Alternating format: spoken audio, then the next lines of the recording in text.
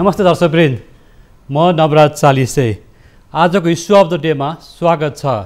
आजको issue of the डेमा हामीले कोभिडको महामारीमा परेका नेपाली श्रमिक मजदुरका समस्याहरूलाई उठाउन खोजिरहेका छौँ र विदेशमा गएका नेपाली श्रमिकहरू पनि यति बेला कोभिडको महामारीमा परेका छन् र वैदेशिक रोजगारीमा गएका खाडी, मलेसिया लगायतका विभिन्न देशहरूमा रहेका नेपाली श्रमिकहरूले विभिन्न खालका समस्याहरू भोगिरहेका छन् र पछिल्लो पटक नेपाली दूतावासहरूले पनि खासै वास्ता नगरेको, चासो नदिएको, प्राथमिकता नदिएको भन्दै उनीहरूले गुनासो गरिरहेका छन् र यति बेला खाडी र मलेसिया लगायत विश्वका विभिन्न देशहरूमा रहेका नेपाली श्रमिक मजदुरहरू यति बेला कोभिडको महामारीमा परेका छन्। रोजगारी उनीहरूको हटेको छ, रोजगारीबाट निकालेको अवस्था अथवा श्रम सम्झौता पनि उनीहरूको मिति पनि समाप्त भइसकेको छ, नयाँ कन्ट्र्याक्ट गर्न सकिएको अवस्था छैन र नेपाल सरकारले पनि विदेशमा दुःख पाएका, बिरामी भएका, अल्पत्र परेकाहरूलाई फर्काउन खोजिरहेको छ, तर फर्काउन चाहिँ सकिरहेको छैन।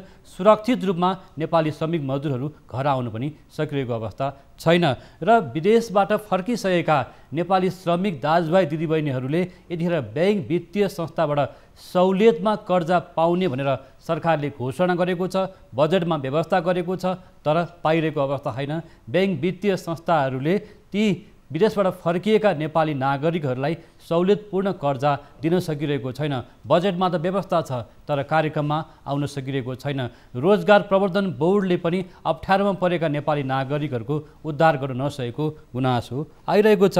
आज हामी यिनै विषयवस्तुहरूमा छलफल गर्न गइरहेका छौँ। हामीसँग नेपाल वैदेशिक रोजगार व्यवसायी सङ्घका कार्यवाहक अध्यक्ष कमल तामाङ, त्यसै गरी वैदेशिक रोजगार तथा श्रम कानुनका विज्ञ सोम लुइटेल र नेपाल राष्ट्र ब्याङ्कका सहप्रवक्ता नारायण प्रसाद पोखरेलसँग पनि हामी कुराकानी गर्नेछौँ। दर्शकवृन्द, यतिखेर नेपाली श्रमिक मजदुरहरूका समस्या, विदेशमा अल्पत्र परेका नागरिकका धेरै खालका समस्याहरू छन्, ती समस्याहरूको बारेमा नि कुराकानी गर्नेछौँ। यहाँलाई स्वागत छ। हस्, धन्यवाद। वास्तवमा यतिखेर विदेशमा खाडी, मलेसिया त्यसै गरी विभिन्न मुलुकहरूमा काममा, रोजगारीको सिलसिलामा गएका नेपाली नागरिकले भोगेका समस्याहरू के छन्, ती नागरिकहरूलाई उद्धार गर्न नेपाल सरकारले के कस्ता प्रयासहरू गरेका छन् र वैदेशिक रोजगार व्यवसायी सङ्घ र वैदेशिक रोजगार व्यवसायी कम्पनीहरूले पनि उद्धारका कामहरू गरेका छन् कि छैनन् भन्ने विषयमा पनि हामी कुराकानी गर्नेछौँ। यो यहाँले जस्तो विषय लामो समयदेखि हामी यो क्षेत्रमा आबद्ध रहँदै आउनुभएको छ। यहाँले यो विषयमा विभिन्न खालका बहस पैरवी पनि गर्नुभएको छ। यति बेला नागरिकहरूले, विदेशमा बसेका नेपाली नागरिकहरूले भएका समस्याहरू के छन्? अब यसमा 3-4वटा क्याटेगोरिकल्ली समस्याहरू नेपाली कामदारहरूले भोगिरहनु परेको छ। सबैभन्दा पहिलो चाहिँ के भन्दाखेरि अब नेपाली कामदारहरूलाई रोजगारीमा जानको लागि नै समस्या छ। जानको लागि समस्या छ कुन अर्थमा भनेको भन्दाखेरि अब मलेसिया खुलेको छैन, कतिपय देशहरूमा पनि विभिन्न पूर्व शर्तहरू छ।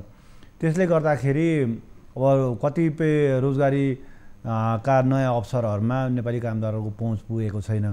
जस्तो कि अब भ्याक्सिनको कुराले गर्दाखेरि पनि कतिपय अवरोध भएको छ र अब अलिकति विगतमा हेर्नु हो भने अब लकडाउन भएको थियो र संस्वीकृतिको प्रक्रियाहरू पनि बन्द भएको थियो अथवा अप्ठ्यारो भएको थियो। त्यसैले एउटा चाहिँ के भन्नुपर्छ भने समग्रमा भन्नुपर्दाखेरि कामदारहरू जसरी जान चाहनुभएको छ, जान पाउनुभएको छैन, एउटा त्यो छ। दोस्रो, जो कामदारहरू नेपाली कामदारहरू विदेशमा काम गरिरहनु भएको छ, यो महामारीभन्दा अगाडि र पहिलो र दोस्रो वेभ र अहिलेसम्मको कुरा गर्दाखेरि चाहिँ ठुलो सङ्ख्यामा उहाँहरू तलब चोरीको घटनामा पर्नुभएको छ। यो समस्या चाहिँ पहिले पनि थियो। तलब चोरी भनेको उहाँहरूले भनेअनुसारको तलब नपाउने समस्या चाहिँ नयाँ समस्या होइन। तर महामारीले के गरिदियो भने यसलाई बढोत्तरी गरिदियो। किन बढोत्तरी गरिदियो भने महामारीको बेलामा चाहिँ अड्डा अदालतहरू पनि बन्द भए। अब उहाँहरूलाई पनि क्याम्पतिर राखेर नेपाल फर्काउने यस्तो समस्याहरू भएको हुनाले र पहुँचको पनि समस्याहरू भएको कारणले गर्दाखेरि महामारीको बेला चाहिँ अरू बेलाको भन्दा तलब नपाएको, सुविधा नपाएको र उहाँहरूले पेन्सन नपाएको अर्को सालको समस्याहरू चाहिँ नेपाली कामदारले अहिले भोगिरहनु भएको छ। त्यसै गरी अब नेपाली कामदारले भएको समस्याको कुरा गर्दाखेरि चाहिँ अर्को समस्या चाहिँ उद्धारसँग सम्बन्धित छ। उद्धार हुन सकेको छैन। उद्धार हुन सकेको छैन। अब पहिलो वेभमा त अल्पत्र परेको अवस्था छ नेपाली श्रमिक मजदुर दाजुभाइ। पहिलो वेभमा त हाहाकारै भयो। चाहे तेस्रो देशको कुरा गरौँ, चाहे भारतकै कुरा गरौँ, हाहाकारै भयो। हामीले सर्वोच्च अदालतमा मुद्दै हाल्नु पऱ्यो। सर्वोच्च अदालतले आदेश दिइसकेपछि पनि सरकारले चाहिँ आनाकानी गरेर बल्ल बल्ल उद्धार गरेर ल्याउने त भन्यो, फेरि शुल्क लाउने भन्यो। फेरि हामी सर्वोच्च अदालत गएर शुल्क चाहिँ जसले कल्याणकारी कोषमा चाहिँ योगदान गर्नुभएको छ उहाँहरूलाई शुल्क लिन पाउँदैन, निःशुल्क उद्धार गर्नु भनेर सरकारले भन्यो, तर निःशुल्क उद्धार हुन सकेन। उद्धारमा म 1 मिनट भन्न चाहन्छु, उद्धार भनेको के हो? उद्धार र निःशुल्कको के सम्बन्ध छ भन्दाखेरि उद्धार भन्ने शब्दले के भने ऊ अप्ठ्यारोमा छ, ऊ आर्थिक रूपमा र अरू हिसाबले पनि अप्ठ्यारोमा छ भन्ने हो। र हामीसँग वैदेशिक रोजगार कल्याणकारी कोष पनि रहेको छ, हामीसँग कानुनी व्यवस्था पनि छ। विगत वर्षहरूमा हामीले उद्धार गरेर मान्छेहरू ल्याउने पनि गरेका थियौँ। तर यो महामारीको बेलामा त सरकारले झन् उत्साहित भएर नेपाली कामदारहरूलाई उद्धार गरेर ल्याउनु पर्थ्यो, खर्चको पनि अभाव रहेको थिएन, कल्याणकारी कोष मार्फत उद्धार गरेर ल्याउनु पर्थ्यो। त्योसँग सम्बन्धित समस्याहरू छ र आफै आउनेहरूको लागि पनि महँगो, आफै आउनेहरूको लागि पनि महँगो भाडाहरू, दोबर तेबरको भाडाहरूको कुरा छ। र चौथो चाहिँ जो आइसक्नुभयो, नेपाल आइसक्नुभयो, उहाँहरूलाई त नेपालमा नै काम दिलाउने एउटा राम्रो अवसर थियो।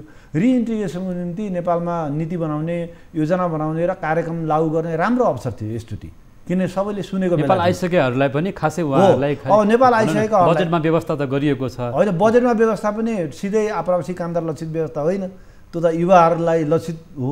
त्यो युवाहरूलाई लक्षित भन्ने बित्तिकै प्रधानमन्त्री कार्यक्रम हेर्नु, प्रधानमन्त्री कार्यक्रममा हाम्रा युवाहरूको अब जम्मै 100 दिनको रोजगारी, अनि त्यो रोजगारी पनि एक खालको अब झाडु लाउने के गर्ने खालको न त्यहाँ नेपाली कामदारको रुचि छ, न त्यो रोजगारीले चाहिँ वैदेशिक रोजगारको विकल्प सिर्जना गर्न सकेको छ। त्यो भएको हुनाले अनि अर्को चाहिँ के भने त्यसैमा पनि कामदारको पहुँच छ कि छैन त? फर्केर आएको कामदार लक्षित कार्यक्रम त होइन, त्यो त नेताहरू अथवा को त्यहाँ भएका ठुला बडा मान्छेहरूका दायाँ बायाँ रहेका मान्छेहरू चाहिँ पाएका छन् भनेर पत्र पत्रिकाले लेखेको छ। त्यो भएको हुनाले प्रधानमन्त्री रोजगार कार्यक्रमको हालत त्यस्तै छ। अनि त्यस्तै गरी सिप तालिमको हालत त्यस्तै छ। त्यसरी तपाईँले भन्नुभएको सहुलियतपूर्ण ऋण कतिले पाए त भन्दा पाएनन्।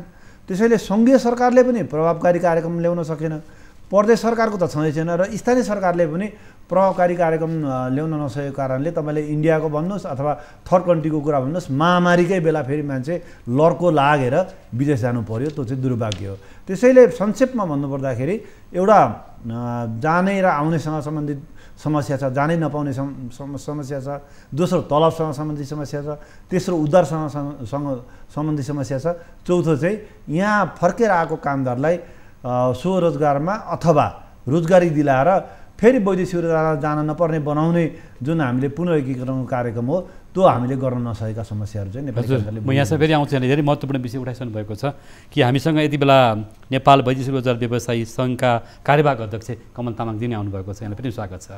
आरामै हुनुहुन्छ? एकदम आराम छ। दबाब कतिको छ हिजो आज कामको? होइन सर, एकदम प्रेसर दबाब छ सर। अहिले यो क्राइसिसले गर्दा पनि यस्तो छ। र अर्को कुरो अब सूर्यकालको लकडाउन थपेर गएको गई छ। अर्को कुरो अब यो जुन कोरोनाको सङ्क्रमित पनि बढेको अवस्था छ, यहाँलाई थाहा नै छ। त्यसले गर्दाखेरि धेरै प्रेसरमै छ अहिले नेपाल वैदेशिक व्यवसाय चाहिँ। हामी यही दौडधुपमै नै छौँ। दौडधुप भनेको विदेशबाट पनि निकै फोनहरू आउँछ? होइन, हामीसँग विदेश मेन गरी त हामीसँग फोन आउने भनेको विदेशबाट नै हो। अहिले कुन कुन ठाउँमा जस्तो तपाईँ दिनरात भनौँ न, तपाईँहरू हरेक दिन बिहान उठेदेखि बेलुकासम्म होइन यही समस्याहरू देखिरहनु भएको छ, भोग्नु भएको छ, सरकारसँग गएर वार्ता लबिङ पनि गर्नुभएको छ। तपाईँले नबुझेको समस्या त अहिले बुझेको छैन।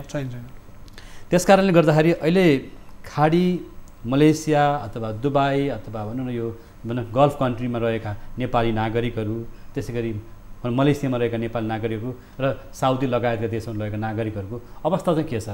म यहाँलाई भनिहाल्छु। अब यो अहिले सेकेन्ड चरणको लकडाउन हो। करिब लकडाउन भएको अहिले 16-17 महिनाभन्दा पनि बढी भइसकेको अवस्था छ होइन। पहिलो चरणको लकडाउनको पनि त्यो रेस्क्यु पनि हामीले प्रपरली गर्नु सकेको अवस्था थिएन। फेरि पनि सेकेन्ड चरणको लकडाउन त सुरु भयो।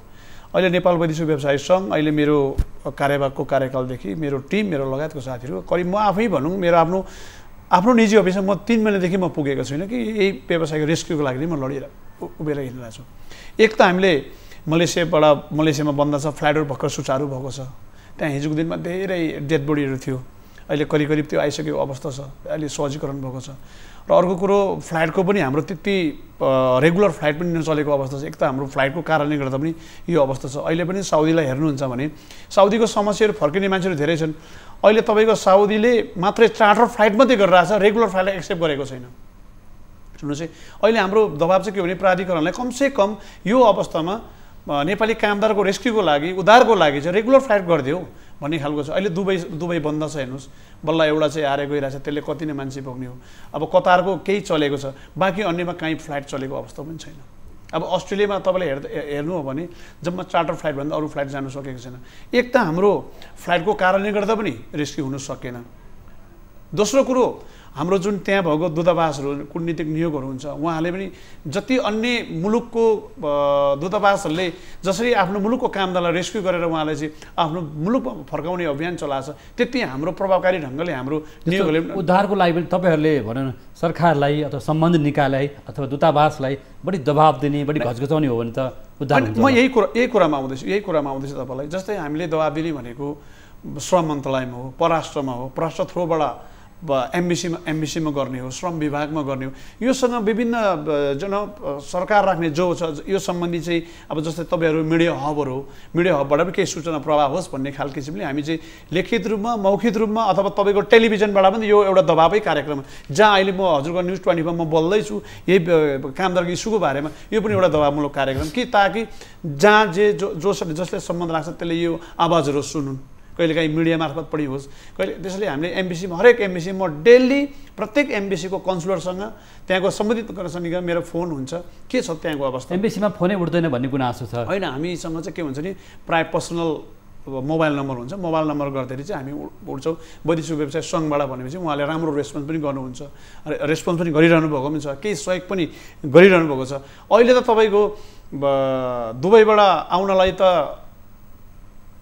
पोहोरको भन्दा अहिले चाहिँ अलिकति सजिलो छ। जस्तो लास्ट इयर चाहिँ ठुलो भोलममा एक खालको यो कोभिडले गर्दा के न हुन्छ भन्ने खालको हाम्रो जुन एउटा मनोविज्ञान पनि त्यो खालले चाहिँ ठुलो एउटा तरासमा थियो। तर अहिले चाहिँ के छ भने लास्ट इयरको लकडाउनले गर्दाखेरि अलिकति त्यसलाई चाहिँ इजी हो कि भन्ने खालकोले पनि त्यति जुन अप्ठ्यारोमा परेको चाहिँ म देख्दिनँ अहिले यो सेकेन्ड लकडाउनले गर्दाखेरि। कमल चाहिँ एकैछिन जस्तो अब वैदेशिक रोजगारका चाहिँ समस्याहरू धेरै छन्, अथवा रोजगार प्रबन्धन बोर्ड अथवा श्रम मन्त्रालय होइन रोजगार अथवा विभागहरूले यो सुनवाई नगरेको गुनासो सँगसँगै आइरहँदाखेरि नेपाल राष्ट्र ब्याङ्कसँग पनि केही कुरा ठोकिएर आउँछ कि अहिले हामीसँग नेपाल राष्ट्र ब्याङ्कका सहप्रवक्ता नारायण पोखरेल जोडिनु भएको छ। यहाँलाई स्वागत छ।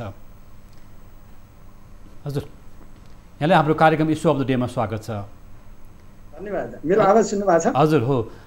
विशेष गरी पछिल्लो समयमा रेमिटेन्सले हाम्रो अर्थतन्त्र चलिरहेको छ कि अहिले ब्याङ्क वित्तीय संस्थाहरू एउटा भरिभराउ भनौँ न विदेशमा रहेका नेपाली कामदार श्रमिकहरूले पठाएको रेमिटेन्स रकमबाट हाम्रो अर्थव्यवस्था चलेको अवस्था छ भन्दै गर्दा विदेशबाट फर्किएर आएका नेपाली श्रमिक दाजुभाइ दिदीबहिनीहरूले कमाएको रकम या उहाँहरूको सिप उद्यमशीलतालाई ब्याङ्क वित्तीय संस्थाहरूले कर्जा दिने र अप्ठ्यारोमा परेका दुःखमा परेकाहरूलाई पनि सहुलियत दिने कुनै प्याकेज कार्यक्रम नेपाल राष्ट्र ब्याङ्कसँग छ सर, त्यस्तो केही छ? अहिले तत्काल हेर्दाखेरि दुईवटा कार्यक्रमहरू उहाँलाई सुट हुन्छ। एउटा चाहिँ हामीले सहुलियतपूर्ण कर्जा प्रदान गरेका छौँ विभिन्न 10वटा शीर्षकहरूमा, कर्जाका शीर्षकहरूमा। त्यसमध्ये एउटा वैदेशिक रोजगारबाट फर्केका युवा परियोजना कर्जा भन्ने छ। यसमा बढीमा 10 लाखसम्म चाहिँ ऋण प्राप्त गर्न सक्नुहुन्छ विदेशबाट फर्केका वैदेशिक रोजगारमा गएका युवाहरूले। र यसमा नेपाल गभर्मेन्टले 5% चाहिँ ब्याज अनुदान दिने गर्छ र ब्याङ्क वित्तीय संस्थाहरूले कर्जामा चार्ज गर्ने जुन ब्याज दर हो त्यो चाहिँ ब्याङ्क वित्तीय संस्थाहरूको जुन आधार दर भन्छौँ जसलाई हामीले बेस रेट भन्छौँ त्यसमा 2% भन्दा बढी नथपिकन म्याक्सिमम बेस रेट +2% मा विदेशबाट फर्केका युवाहरूले उहाँहरूले त्यहाँ सिकेको ज्ञान सिप दक्षता प्रयोग गरेर कुनै उद्यमशीलता काम गर्न चाहनुहुन्छ भने उहाँहरूले ब्याङ्क वित्तीय संस्थाहरूबाट ब्याङ्कहरूको बेस रेट +2% बढीमा त्यति चार्जमा उहाँहरूले कर्जा पाउनुहुन्छ, बढीमा 10 लाखसम्म। र उक्त कर्जाको ब्याजमा 5% ब्याज चाहिँ यो सहुलियत उपलब्ध हुन्छ।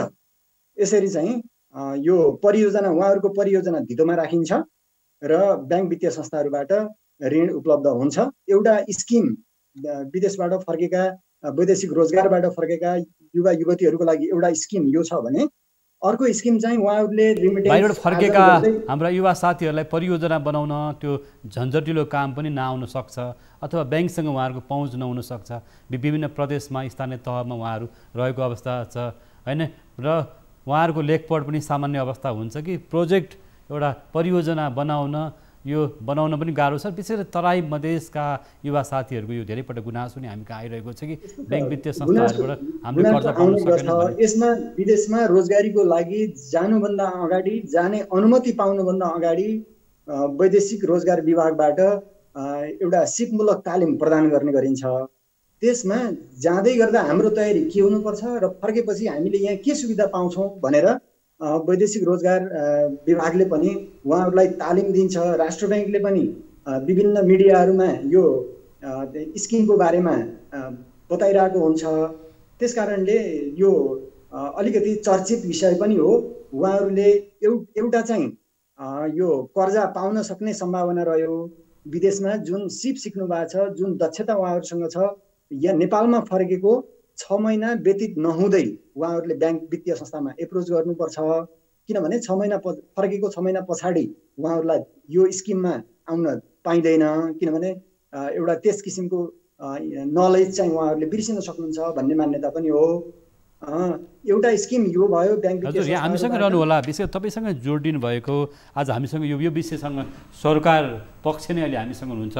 नेपाल वैदेशिक रोजगार व्यवसायी सङ्घका कार्यवाहक अध्यक्ष कमल तामाङ पनि हामीसँग जोडिनु भएको छ र श्रम क्षेत्रमा लामो समयदेखि आबद्ध रहनुभएका श्रम कानुन विज्ञ सोम लुइटेल पनि हुनुहुन्छ। उहाँहरूको पनि केही प्रश्न म तपाईँसँग जोड्छु। तपाईँहरू सबैजना हामीसँग रहनु होला।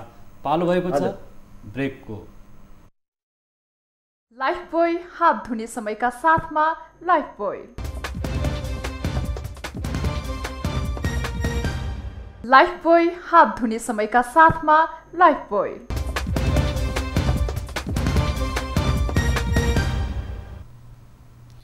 ब्रेकपछि यहाँलाई फेरि पनि स्वागत छ। आजको इस्यु अफ द डेमा हामीले वैदेशिक रोजगार व्यवसायको क्षेत्रमा देखिएका समस्या र वैदेशिक रोजगारीमा गएका नेपाली युवाहरूले भोगिरहेको अवस्थाका बारेमा चर्चा गरिरहेका छौँ। र पछिल्लो पटक कोभिडको महामारीमा यति बेला वैदेशिक रोजगारमा रहेका नेपाली श्रमिक दाजुभाइ दिदीबहिनीहरूको अवस्थाको बारेमा आज हामी चर्चा गरिरहेका छौँ। यो चर्चामा अहिले हामीसँग जोडिनु भएको छ वैदेशिक रोजगार व्यवसायी सङ्घका चाहिँ कार्यवाहक अध्यक्ष कमल तामाङ, त्यसरी वैदेशिक रोजगार तथा श्रम कानुनका विज्ञ सोम लुइटेल र नेपाल राष्ट्र ब्याङ्कका सहप्रवक्ता नारायण पोखरेल। यहाँले फेरि पनि स्वागत छ। अघि राष्ट्र ब्याङ्कका प्रवक्ताज्यूले भन्दै हुनुहुन्थ्यो कि यो सहुलियतपूर्ण कर्जाको व्यवस्था केन्द्रीय ब्याङ्कले गरेको छ, त्यसको प्रावधानहरू पनि छ, केही प्रावधान चाहिँ पुरा गर्नुपर्छ भन्दै हुनुहुन्थ्यो। यो विषयमा धेरै गुनासो चाहिँ हाम्रो वैदेशिक रोजगारबाट फर्केका नेपाली युवाहरूको छ। हामीले चाहिँ सहुलियतपूर्ण कर्जा पाएनौँ भन्ने नै छ उहाँहरूको गुनासो। एउटा पक्ष यो।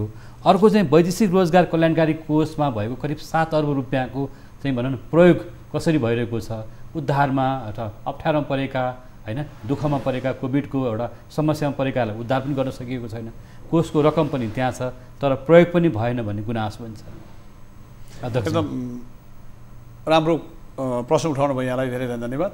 र अर्को कुरो, राष्ट्र ब्याङ्कले जति पनि वैदेशिक रोजगारमा कार्यरत भएर नेपाल फर्किएको श्रमिकहरूको बारेमा एउटा एजेन्डा ल्याएको एकदम स्वागतयोग्य थियो।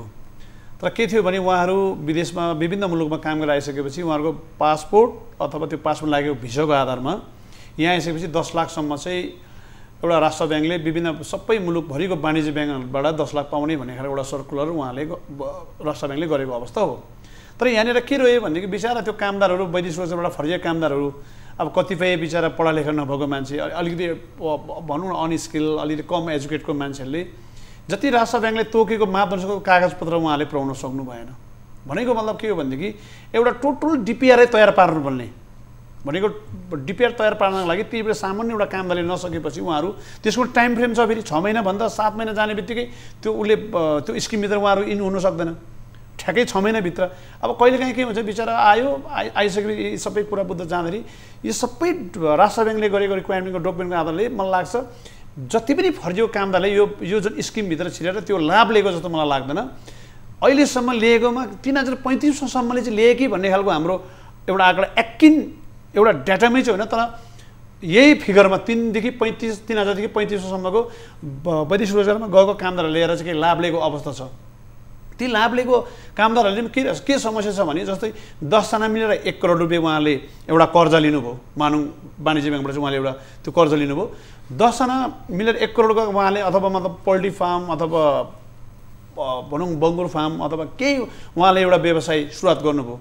जस्तै कृषि फार्मर गर्नुभयो समस्या कहाँतिर देख्यो भने ती मान्छेले पनि फेरि त्यसलाई बन्द गरेर फेरि विदेश जानलाई तयारी देख्यो क्या फेरि भनेको मतलब के भने ती 1 करोड लगानी गरेर त्यहाँबाट उत्पादित जुन वस्तु हुन्छ नि त्यसको मार्केटको ग्यारेन्टी भइदैन यहाँ बजारीकरण भएन मार्केटको ग्यारेन्टी भएन एउटा कुरा मैले यहाँलाई जोड्न खोजेको जस्तो कर्जा लिँदै गर्दाखेरि अहिले त नगरपालिकाहरू छ गाउँपालिकाहरू छन् स्थानीय तहहरू पनि छ नि जस्तो भने तराई मधेस पहाड सबै ठाउँमा चाहिँ अहिले दूरदराजमा रहेका जो चाहिँ बाहिरबाट उहाँहरू फर्केर आउनुभयो होइन आइसकेपछि आफ्नो थाक थलोमा ब्याङ्क खोज्दै जानु पर्यो होइन नगरपालिकाहरू पनि छ वडाहरू पनि छ कहाँबाट कसरी पाउने भन्ने पनि पत्तो नपाएको अवस्था भन्छ म हजुरलाई हजुर सरलाई भन्छु एक क्वेसन म जोड्न चाहे अहिलेसम्म पाएको 3500को हाम्रो डाटा छ यति लाखौँको सङ्ख्यामा वैदेशिक रोजगारमा छ भनेपछि त वर्षिनी मान्छे त लाखौँभन्दा बढ्ता मान्छे त रिटर्न त छ नि त्यो रिटर्नले कति पायो भने जस्तै यो स्किम स्टार्ट भएको पनि 3-4 वर्ष त भयो नि होइन संसद 3-4 वर्ष त भयो जस्तो लाग्छ 3-4 वर्षभित्रमा कमसेकम यो लाभ लिनेकोसँग त कम्ती 5-10 लाख पुग्नु पर्ने हो नि त सर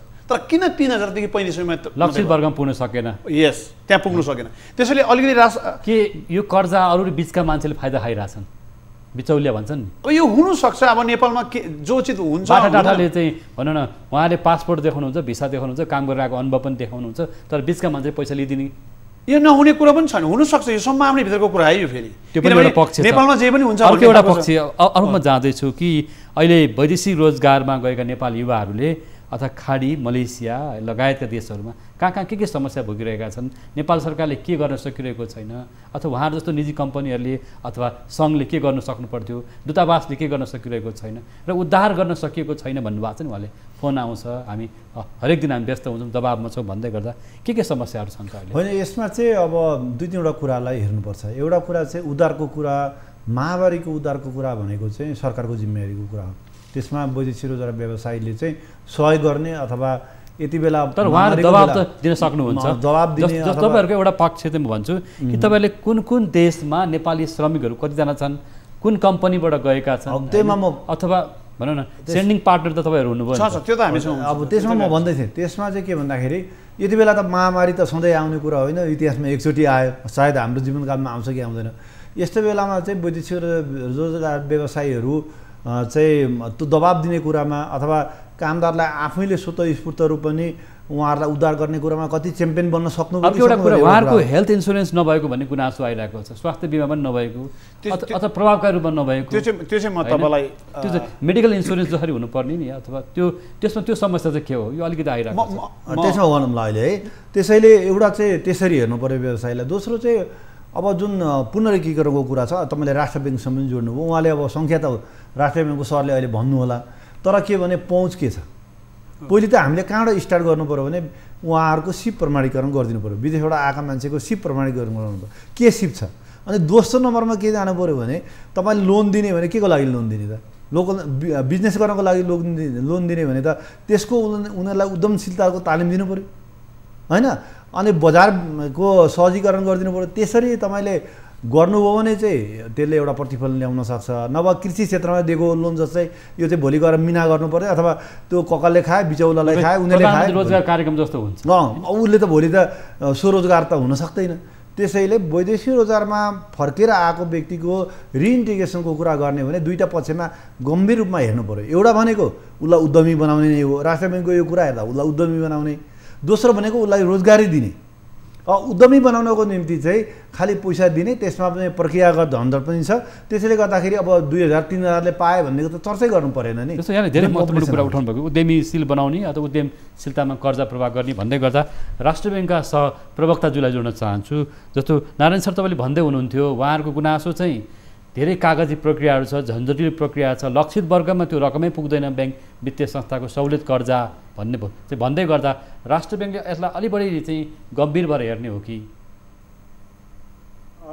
यहाँहरूले उठाउनु भएको विषयवस्तु निकै सान्दर्भिक छ र यो हाम्रो सहुलियतपूर्ण कर्जा सम्बन्धी जुन कार्यविधि 2075 छ यसलाई हामीले संशोधन उहाँको सम्पर्क विच्छेद भएको छ कि यति बेला हामी सहुलियतपूर्ण कर्जालाई कसरी लक्षित वर्गसम्म लिएर जाने भन्दै गर्दा प्रवक्ताजीले पनि भन्नुभयो यो आफैमा पनि महत्त्वपूर्ण हो यसो कार्यविधि बन्दैछ भन्दा फेरि पनि उहाँ जोडिनु भएको छ कार्यविधि बन्दैछ भने सर कस्तो खालको कार्यविधि आउँदैछ जुन कुरा आज हाम्रो आम दर्शक महानुभावहरूलाई विदेशमा रहनुभएका नेपाल दाजुभाइ दिदीबहिनीहरूलाई र फर्केर आउनुभएका महानुभावहरूलाई जानकारी हुन्छ हजुर भनिदिनुहोस् न छोटकरीमा हजुर, यहाँले बनाउँदै गरेको कार्यविधि भनौँ केन्द्रीय ब्याङ्कले बनाउँदै गरेको कार्यविधि जुन आज हामीले यो इस्यु अफ द डेमा यो इस्युलाई बाहिर ल्याएका छौँ, मुद्दालाई बाहिर ल्याएका छौँ कि आज विदेशमा रहेर फर्किएका नेपाली दाजुभाइ दिदीबहिनीहरूले भोगिरहेका समस्या र त्यसको लागि केन्द्रीय ब्याङ्कले भनौँ न बाहिरबाट आएकाहरूलाई चाहिँ एउटा उद्यमशील बनाउने अथवा स्वरोजगार बनाउने, उहाँहरूको सिप विकास गर्ने भनेर जुन कार्यक्रमलाई अगाडि सारेको छ,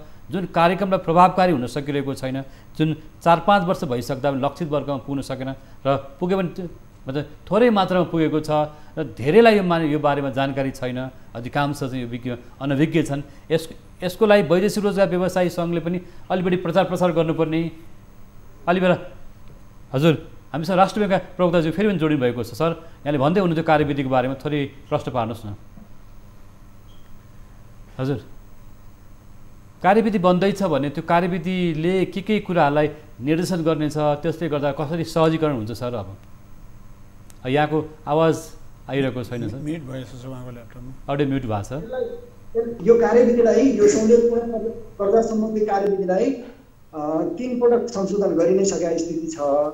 यसरी फिडब्याक आउँदै गयो भने हामीले जहिले पनि यो कार्यविधिलाई संशोधन गर्दै जाने रुम रहि नै रहन्छ र उहाँहरूले निकै राम्रो सुझावहरू पनि दिनुभएको छ र हामीले पाएको पनि के हो भन्दाखेरि यो कार्यविधिको ड्युटी भनेको 5% चाहिँ कर्जामा के अरे ब्याज दरमा सहुलियत दिने एउटा, जस्तो कुनै वैदेशिक रोजगारबाट फर्केर आएका युवाले चाहिँ कुनै ब्याङ्कमा एप्रोच गर्नुभयो र त्यो ब्याङ्कको चाहिँ बेस रेट 6% छ भने म्याक्सिमम चार्ज उसलाई इन्ट्रेस्ट रेट 8% हुनुभयो। त्यसमध्ये 5% गभर्मेन्टले सब्सिडाइज गरिसकेपछि त्यो ऋणीले जम्मा 3% मात्रै ब्याज बुझाउँदा पुग्छ।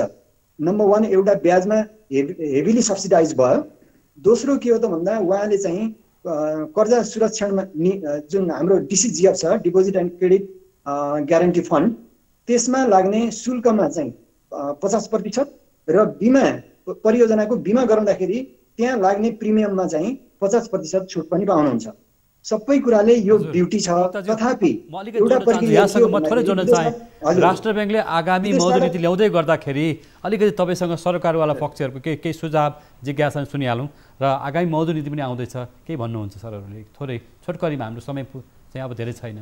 होइन, त्यसमा चाहिँ राष्ट्र ब्याङ्कले एउटा 2075 को कार्यविधिले त्यति प्रभावकारी हुन सकेन जति हाम्रो रिटर्न भएको नेपाली दाजुभाइ दिदीबहिनीले जुन स्किमभित्र छिरेर लिनुपर्ने लाभ थियो त्यो उहाँले संशोधन भइसक्यो भन्दै हुनुहुन्छ। अब संशोधन कमसेकम जुन स्किमले गर्दा कागजपत्र गर्दाखेरि लाभान्वित हुन सकेन हाम्रो नेपाली दाजुभाइ दिदीबहिनीहरू, अब आउने कार्यविधिमा चाहिँ कस्तो खालको हुनु पनि सजिलै ढङ्गले कि उहाँको भिजा र पासपोर्टको आधार, जस्तो उहाँहरूले विदेशमा कमाएको रकम छ नि त्यसलाई निश्चित रूपमा पठाउने, एक ठाउँ जम्मा गर्ने, जसरी हामीले अहिले उपभोगमा बढी खर्च गरिरहेका छौँ भने त्यसलाई बढी प्रभावकारी बनाउने त्यस्तो खालको कुनै एउटा त्यो सकिन्छ। राज्यले त्यसलाई एउटा सेन्ट्रल कलेक्सन गरेर त्यसलाई गर्न सकिन्छ, नसक्ने कुरा नै छैन। त्यसलाई कहाँ प्रयोग गर्ने, के उद्यममा गर्ने भन्ने खालको त्यो सेन्ट्रल कलेक्सन गरेर गर्न सकिन्छ। किन ती सबै नेपाली कामदारहरूलाई काहीँ सेयरमा हाल्न सक्यो भने ती सबैलाई मालिक बनाउन सकिन्छ, यसको एउटा चाहिँ कार्यविधि बनाउन सक्यो भने।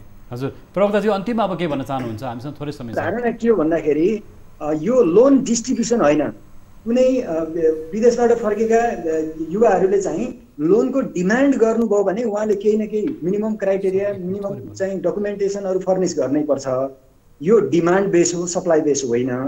त्यस कारणले विदेश जानुभएको थियो, त्यस कारणले यो ऋण लिनुहोस् भने होइन।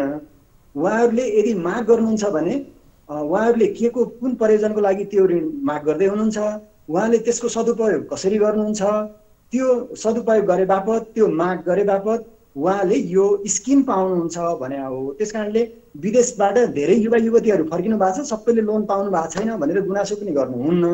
मेरो धारणा के हो भने यो डिमान्ड बेस हो। यदि उहाँहरू चाहिँ इन्टरप्रेनियर बन्न चाहनुहुन्छ भने एउटा मिनिमम सिड मनी 10 लाखसम्मको चाहिँ हामीले ब्याङ्क वित्तीय संस्थाहरूबाट सहज रूपमा उहाँहरूलाई उपलब्ध गराउन सक्छौँ र त्यसमा पनि 5% ब्याज अनुदान र 50% चाहिँ यो डिसिजिएफ मा लाग्ने शुल्क र बिमा प्रिमियममा लाग्ने शुल्कमा 50% चाहिँ डिस्काउन्ट पनि छ। त्यस कारणले यो एट्र्याक्टिभ छ भन्ने हो धारणा। हस् सर, यहाँको जानकारी र समयको लागि धन्यवाद। हामीसँग जोडिनु भएको थियो नेपाल राष्ट्र ब्याङ्कका सहप्रवक्ता नारायण प्रसाद पोखरेल। अब अन्तिममा सर थोरै जोड्नु होला। अब यो रिन्टिकेसनको सन्दर्भमा चाहिँ म के भन्न चाहन्छु भने 2-3 वटा कुरालाई हेर्नुपर्छ। उहाँकै स्किममा चाहिँ एउटा के अरे रिमिटेन्स ब्याङ्कको अवधारणामा जानु पर्यो र विदेशमा व्यक्ति रहँदैदेखि यो स्किममा उसलाई जोड्नु पर्यो। दोस्रो सिप प्रमाणीकरण हुनु पर्यो। तेस्रो उद्यमशीलता तालिम दिनु पर्यो। चौथो बजार व्यवस्थापन हुनु पर्यो। पाँचौँ यो केन्द्रीय ब्याङ्कले गरेर हुँदैन, स्थानीय सरकारसँग जोड्नु पर्यो। यति भयो भनेदेखि चाहिँ यो स्किम प्रभावकारी हुन्छ। योदेखि बाहेक चाहिँ ठुल्ठुलो हाइड्रो प्रोजेक्टहरूमा उहाँहरूलाई सेयरमा लगानी गर्नु पर्यो। भारतबाट यहाँ आएर काम गर्नेहरूलाई रिप्लेस गराएर नेपालीहरूलाई तालिम दिएर यहाँ रोजगारी दिलाउनु पर्यो र सरकारका कार्यक्रमहरूमा रोजगारी कार्यक्रममा उहाँहरूलाई जोड्नु पर्यो। अब हाम्रो समय पुरा भएको छ। कमलजीहरूले यसलाई चाहिँ अभियानको रूपमा लिएर अगाडि बढ्नु पर्यो। थ्याङ्क यू सङ्घले, होइन? हजुर, हस्, तपाईँहरूको समयको लागि धन्यवाद। हस्, धन्यवाद। दर्शकवृन्द, आज हामीले वैदेशिक रोजगार क्षेत्रकामा देखिएका समस्या र वैदेशिक रोजगार व्यवसायमा जानुभएका नेपाली दाजु दिदीबहिनीहरू र विदेशबाट फर्केर आउनुभएका नेपाली श्रमिक दाजु दिदीबहिनीहरूले देशमै आएर केही गर्न सक्नुहुन्छ। तपाईँले आर्जन गरेको सिप र त्यो सिप जाँगरलाई चाहिँ अहिले केन्द्रीय ब्याङ्कले पनि सहुलियत रूपमा कर्जा प्रवाह गरेको छ ब्याङ्क वित्तीय संस्था मार्फत भन्ने कुरा छलफल गरेका थियौँ। यो छलफलमा हामीसँग जोडिनु भएको थियो नेपाल राष्ट्र ब्याङ्कका सहप्रवक्ता नारायण प्रसाद पोखरेल, त्यसगरी हामीसँग नेपाल वैदेशिक रोजगार व्यवसायी सङ्घ कार्यवाहक अध्यक्ष कमल तामाङ र वैदेशिक रोजगार तथा कानुनका विज्ञ सोम लुइटेल। उहाँहरू सबैको समयको लागि धन्यवाद। नियमित प्रस्तुति आजको इस्यु अफ द डेको समय पुरा भएको छ। हामी सबै बिदा माग्छौँ। नमस्कार।